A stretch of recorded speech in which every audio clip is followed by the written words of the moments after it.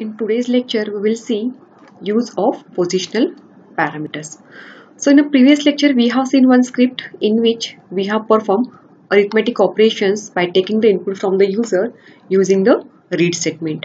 Now we'll do the modification in the same program.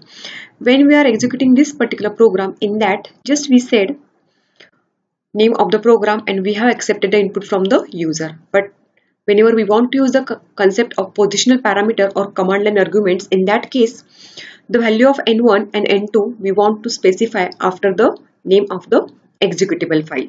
So how this can be achieved? So whatever the arguments we are giving to a program, those are supposed 20 as the n1 and 4 as the second parameter. So by default we do have some positional parameters with the name $0, $1, $2 likewise. So what is the name of the script? Arith.sh. It is stored in a $0, the first argument in a $1, second argument in a $2. So likewise we do have $9, means we can enter at max 9 positional parameters to our program. So we'll do the modification in the existing program. So instead of taking the input from the user, now we want to accept the input by positional parameter. So just here we have to specify the first argument as a $1, second argument as a $2.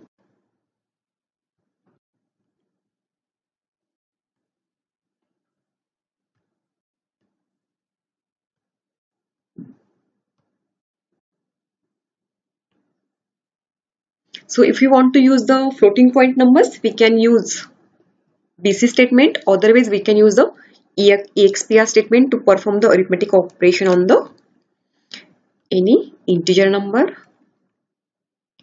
So suppose we are taking the integer number.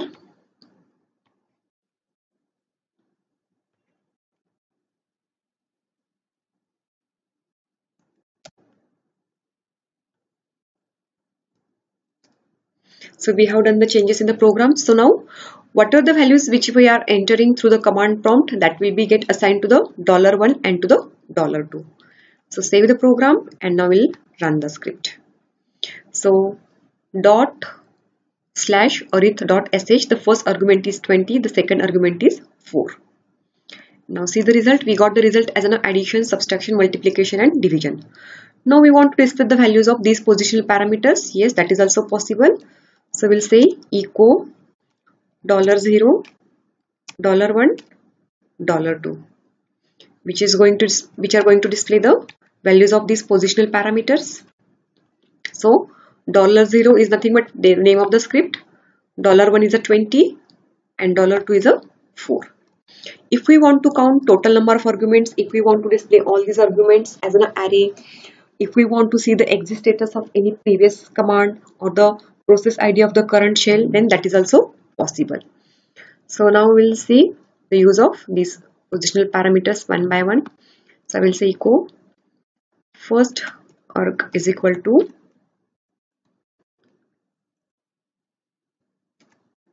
$1, echo total arguments is equal to $hash is used to display the total number of arguments.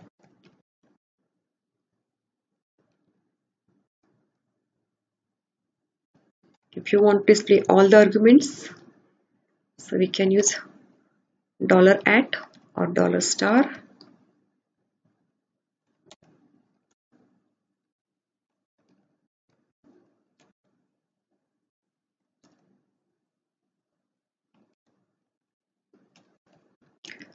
If we want to display the exit status of previous command,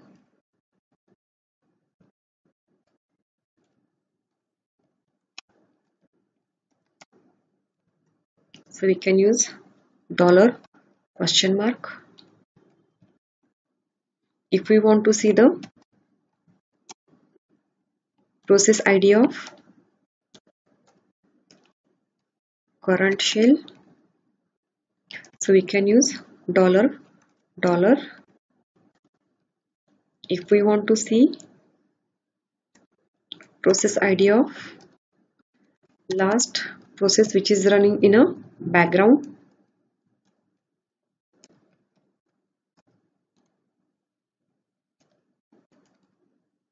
Then we can use dollar exclamation mark. So now save the program and run it. So 20 and 4, these are the arguments. So we got the result. Then we got the first argument as a 20. Total number of arguments as a 2, 20 and 4. We can display all the arguments either by using dollar at or dollar star. So all arguments got displayed.